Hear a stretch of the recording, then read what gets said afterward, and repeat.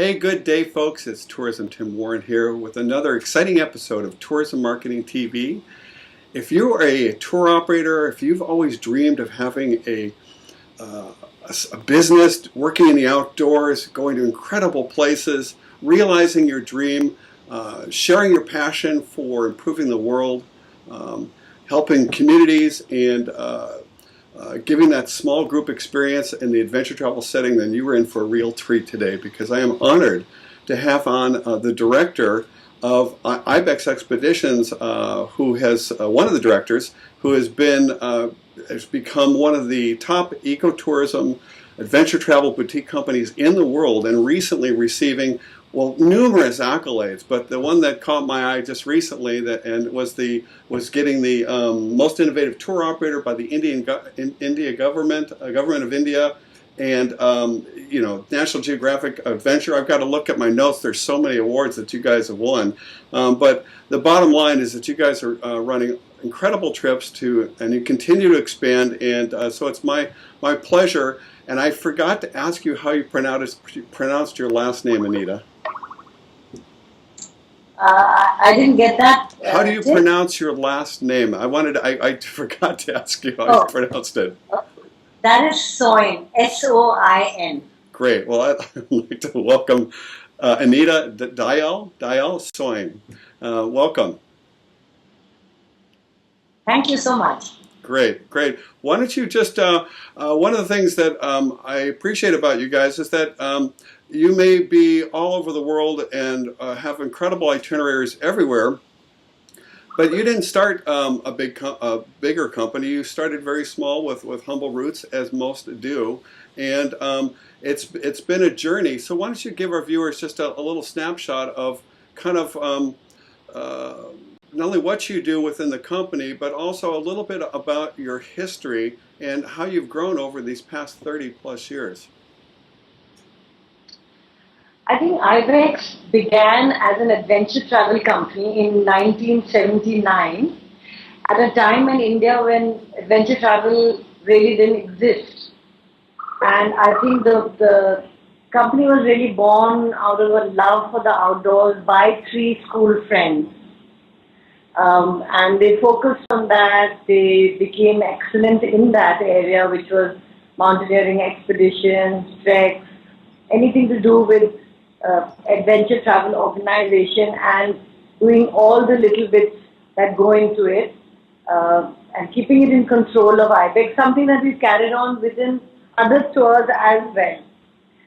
Sort of in the mid-80s, we felt like we've got to move into other areas and other sorts of activities. So we started, adding one activity, one area every year, but then, doing it thoroughly, without going into conferences and incentives and really things that would bring a lot of quick, big money, but not the design and the attention to detail.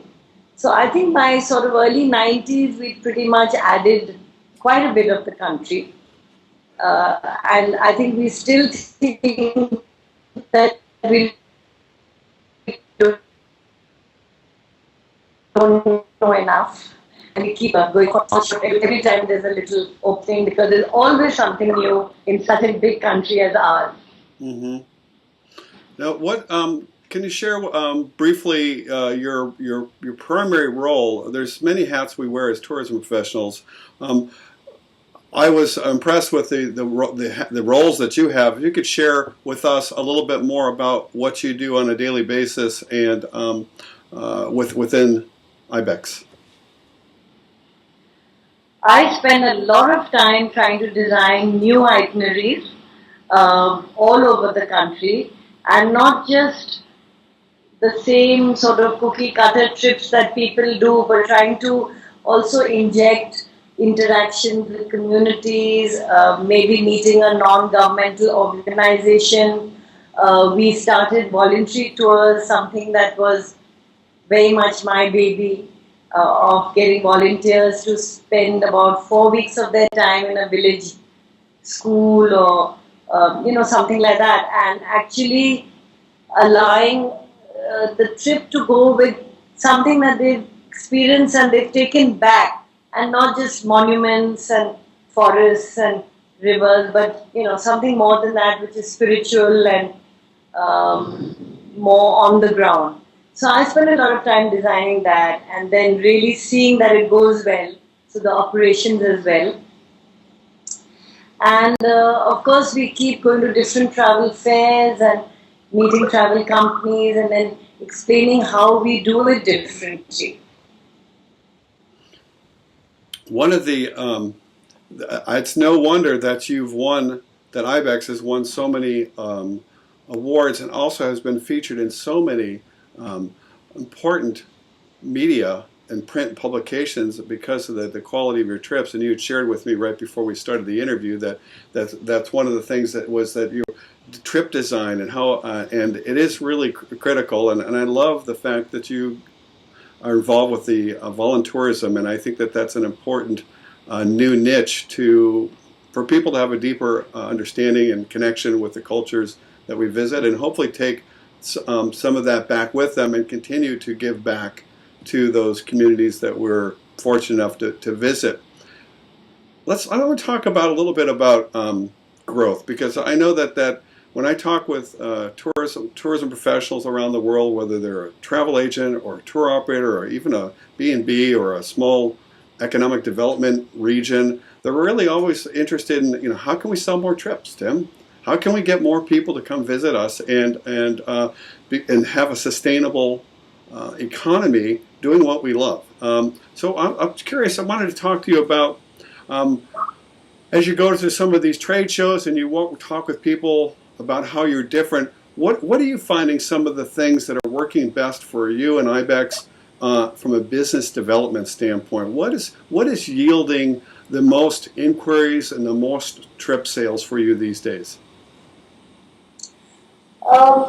Tim, I think that we've been going to these trade fairs for almost 20 years.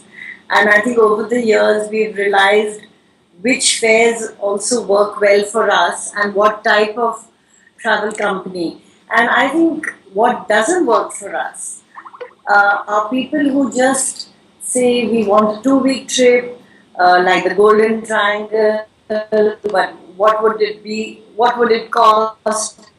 And they aren't really interested in the magic of the difference that can be made, especially in a country like India, which is so intense at the best of times. And you've got to really educate people on the kind of country they're coming to, because you can love it and hate it at the same time. And the idea is to prepare a little and tell them really about the bigger and the deeper meaning of life that you can get through that journey. Mm-hmm. And I think what really works for us are the experiential travel companies, the ones who really want something out of the box, who may send clients again and again, but each journey they want something different. And for us, that's always exciting, always challenging, and something that allows us to feel, yeah, we're not just a travel company, but we're really curating a journey. Mm-hmm. Mm-hmm. And which it could be something as hard as a very intense mountain expedition, or it could be somebody who's soul searching and wanting the spiritual input. It could be somebody who wants the intense forest and the bird life and the animals, and it's really trying to join the dots and give people what they want. So people who want discerning, special journeys, I think we find works for us. And the people who are looking at doing the standard tours, we do that sometimes, but for them it's just the budget and not the extra add-ons that I think Ibex, I can sort of say that we are proud of trying to inject into our trips. And you do it so well. And fortunately for you and so many other thousands of tourism professionals, that sort of experiential travel is only grown. and people are looking to get off the beaten path more and more. So and that's my heritage as well, as adventure travel, ecotourism, and so that's where my heart is as well. At these trade fairs that you go to, and you've been to many of them, and I think we maybe even met at some point in time. I don't remember, at a trade fair, maybe years ago. But what percentage of your business is coming from the consumer, direct consumer, looking for that experiential travel, versus a travel agent or another tour operator that's looking to partner with you? Do you have a sense of your percentage of direct versus working with a travel trade?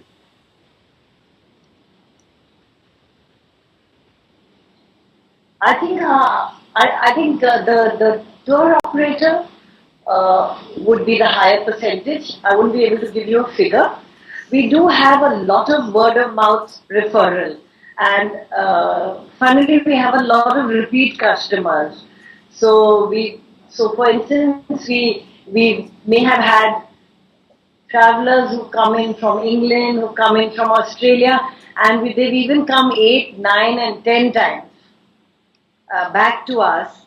And they might do North India, they might do Central India, they might do one state in the Southern India, but they keep coming back because they want that kind of a special journey in another part of our country.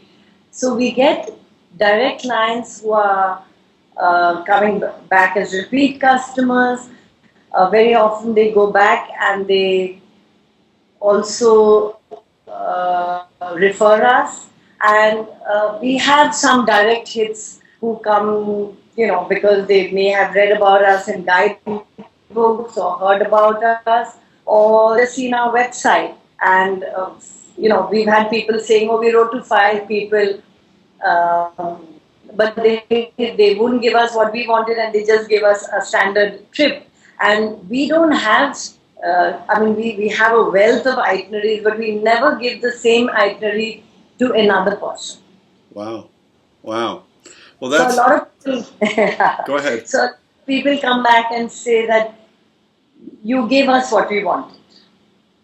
Very nice. Well, that's really impressive that you have such a high percentage of your business by working with other tour operators and other tourism professionals. I think many out there watching this would like to have that sort of experience too. When you go to because trade fairs can be, as we both know, very busy, tons of people, and I think that the fact that you're able to get so many relationships with other tour operators and other professionals, it's a reflection of that you do trade fairs well. Do you actively working and seeking out certain tour operators in advance? What would be your recommendation in the busy trade fair environment to maximize the power of the one-on-one FaceTime connection that really only trade fairs give you?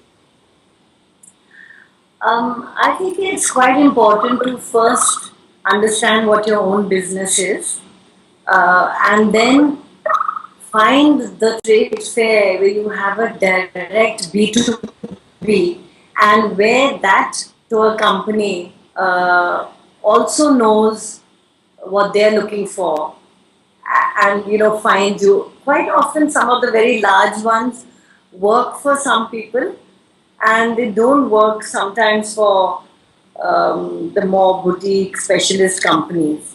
Of course, at the large ones, having said that, there are people who might come to, say, a world travel market, and there are 120 Indian companies sitting in the India stand, which would comprise hotels and travel companies. But, if somebody was a travel company who knew what they were looking for, they would find you. But quite often, I think some of the smaller fairs or the private road shows, where you fix your own meetings and appointments and you know who you're looking for, can work equally well, though it's a little more hard work. Mm-hmm.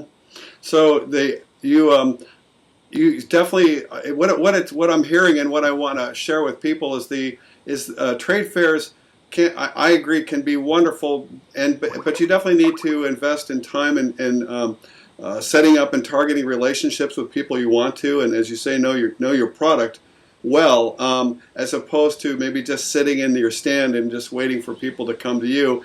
Networking is really important, and I noticed that Ibex is a member of, gosh, so many different associations. So it's clear to me that relationships, both in associations and trade fair, are very important to your business development. And it's no wonder that you get the higher percentage of your business through other tour operators and other travel professionals.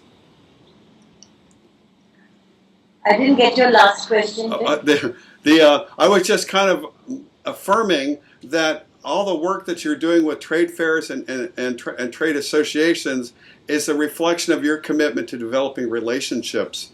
And is that the main reason that you go to the trade fairs and be a member of all the associations, is the relationships you develop with other travel professionals? Absolutely. I think in a business like ours, which is very personalized, very customized, we don't want just the business. We also want to have a relationship and a partnership. And I feel very strongly about the energy in business. And quite often we've not felt comfortable with a certain relationship that may be about to happen, and the inner voice always sort of gives you the right answer. So over years we know exactly who we want to work with when we meet them, because you have an instant bonding when you talk to people for even 15-20 minutes. You understand each other's ethos. And the other thing is that we do pride ourselves in working quite ethically. So we've often turned away business when we feel the ethics might be, not very clear and outlined. And, sometimes you've got to go with that approach as well. Mm-hmm. Mm-hmm. That makes sense. Sorry, and some of the fairs where your appointment scheduling is made in advance are very good, because not only have you checked on the kind of travel company you want to meet and possibly develop a relationship with, but they've equally looked at the kind of company they want to have as their name and their voice. And we always give the comfort level to our partners that we are their representatives then in India. I want to move on to another topic, but before we do, I want to just bring a couple more questions back about that relationship. You said that that what you found that it helps to identify people you would like, partners you would like to work with in advance. And the trade shows give you the one-on-one time to get a sense of who the person is. But prior to meeting them, what do you look for in a partner? What would help you and Ibex feel comfortable about a business with them, that they're ethical, they're experienced? How do you do your due diligence on a prospective partner in advance? What do you look for? I think a lot of people these days are working towards responsible tourism. I think people who have an policy within their programs, or who have a give back to nature, to communities within their trips. There are a lot of companies, especially the smaller niche, very responsible ones we do look for that. And also people who want to do unusual journeys, because there are lots of people in the trade, and now fortunately there are lots more looking at just experiences or finding a story in a trip rather than just the usual tour. So, and a lot of them have a similar responsible tourism ethic. So we look at that quite seriously. That makes sense. That makes sense. Well, I commend you on how you're utilizing relationships to build your business and the partners that you work with, and the fact that you're word of mouth is so high and your repeat business is so high is a reflection of the quality that you do. And a word out to those that are watching this is that, and I think that you guys, your experience of such high repeat business is that once someone has, whether it be a tour operator or consumer has a excellent experience with you and they love the trip you're doing, they're looking to you for more ideas. They're looking for more places to go of a similar experience, and they now trust you. They have a relationship with you, and so just Anita is a great example of doing establishing wonderful relationships, running incredible trips, establishing that trust, and then probably asking what the market wants and needs, and then going out and developing that incredible trip, and then saying, "Hey, you've been asking about Mongolia. Guess what? We now are offering Mongolia." And so, to get people coming back 9 and 10 times, that is fabulous and speaks highly of your not only quality but your trip development, because you keep adding fun, great stuff that people want to do. Good work. I'd like to move into another segment of this. Couple things. One, there's a lot of couples that work in tourism, and which is a dynamic, another level of blessings and sometimes challenges of working with family. And so, what recommendations would you have to other tourism professionals that are working with family members? What have you found is really works well? I think it's easiest not to think too much. But I think at the end of the day, it's really the same bag, isn't it? And I think the mistake that couples make when they work together is that they end up being competitive with each other. And the easier way to work together is to appreciate each other's different energies, different creativity, and you put it together and it becomes fantastic. And each of us is different. So Mandeep and I have always worked like that, on a very different style, and yet together. And we've now worked together. This is the 20th year, and it's touchwood worked well. I think we've disagreed a few times on certain ways of doing things, but it's not been anything which has been very damaging. I think it's probably helped the style we work. But I think couples working together is fantastic because it remains in the family. There's always someone to depend on more than the best staff you can hire. Mm-hmm. You understand each other's ways of working. You add to it. So I think I would highly encourage it. And I think it helps the relationship too.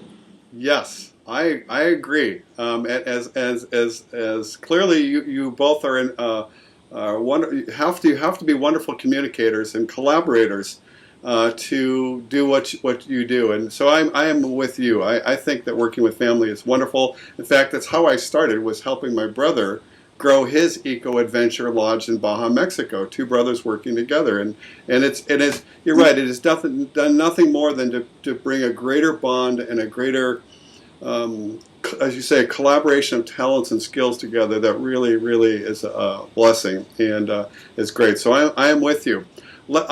Another topic, because I know there's a lot of women out there who have either have a travel business of some sort. It could be a lodge, it could be a tour, a travel agent, or they've dreamed about getting into tourism because this is a wonderful lifestyle business. As a woman in a leadership role, what advice would you have for another woman who's either in the business or thinking about getting in the business to maximize the experience to get the most out of it, whatever that is? I think it's great if women can do the same job as men. So it really doesn't matter who it is. And I think it's another expression of creativity too. And we are nurturers in a way. And so, we are sort of loyal, so we can be very good in the same kind of business. And I don't think there's any difference. I would highly encourage women to get into it because there's also a lot of people to people interaction, and it's, as great or whatever you make of it. So Wonderful. I totally agree. And my wife works as an executive coach in the Fortune 1000 sector, and unfortunately, many women do not get the leadership and career opportunities that men do. And I totally disagree with that. And I'm all for empowering women to realize their dreams. And it's another thing I really appreciate about tourism is that there is no limitations on what we can do. And you're right. It's about relationships, and women naturally do it better. yeah, I don't think there is a difference in India at this level. I'm saying about your wife's job, and I know a lot of women who, I mean, not just tourism but otherwise at the educated level in India, and things have changed a lot. They're doing fantastic things. So we don't have that discrimination. I don't know if there is in some government jobs and things like that, but certainly not in the private sector. Great. Well, that is good. Well, we're changing the world one relationship at a time. This has been really wonderful. Before we close, any particular tip that you would recommend for I get emails literally every day from some small to medium sized independent tourism professional who's just trying to pursue their dream, and they struggle. Any tips or closing advice that you would have to them to encourage them that they can move, they can grow their business, they can create a lifestyle that gives back to the community themselves, the environment, and can pay the mortgage? Yeah. I think I would say the key is to be different and to find that difference and to go at it, and somewhere or the other, sometime or the other, it would be recognized. I think the problem is when we always try to follow the same steps and it doesn't. I mean, Ibex is small, it's niche, it's boutique, and we haven't ever tried to see what the other is doing. We've tried to focus inwards and see what we are doing and how we are doing it, and to try and do it right and to try and do it differently. So I think if you stay at that, you put your shoulder to it, there's some hard times, but I think if you're different, you're innovative, you're creative, it's got to be recognized. Very good, very good. Well, wise words, Anita. A real pleasure to meet you, and to what you shared today. I know that's going to help inspire and guide other fellow tourism professionals. So I thank you. I appreciate it. And this is Tourism Tim signing off until the next episode. Thank you. Thank you, Tim. Bye. Bye-bye.